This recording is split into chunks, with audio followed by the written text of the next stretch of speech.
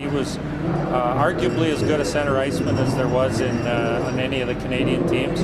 He's got an interesting combination because he's big and skilled, but he is committed defensively and plays a real solid defensive game, whereas a lot of the high-end centers we have in the country haven't found that defensive responsibility yet. And reminded me a lot of Sean Couturier, who was out in this game here tonight. And Sean was a great player for us last summer. He came in, grabbed a hold of the third-line shutdown role for us, along with Michael Bourneval from Shawinigan and Houghton from out west in Moose Jaw. And that line was a handful, played against the other team's best lines for us last summer at the Ivan Alinka tournament, and then still was able to create offensive chances. And I think Brent could fit anywhere up and down the lineup, whether it's our first or center second spot, or whether it is that third line, the ability to shut down the other team's players and still play a real strong two-way game.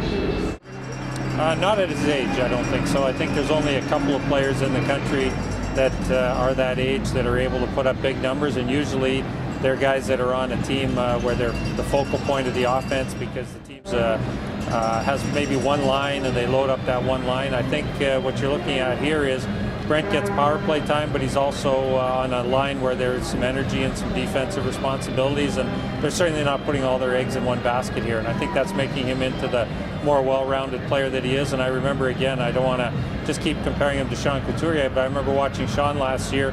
He'd go to one game, he'd be on the fourth line left wing. You go the next game, he'd be on the second line center. Played a couple of games back on defense when they were short, and really got a great all-round experience in that age. And I think you're seeing the same thing here with Brent, and I think he's going to be the better player for it.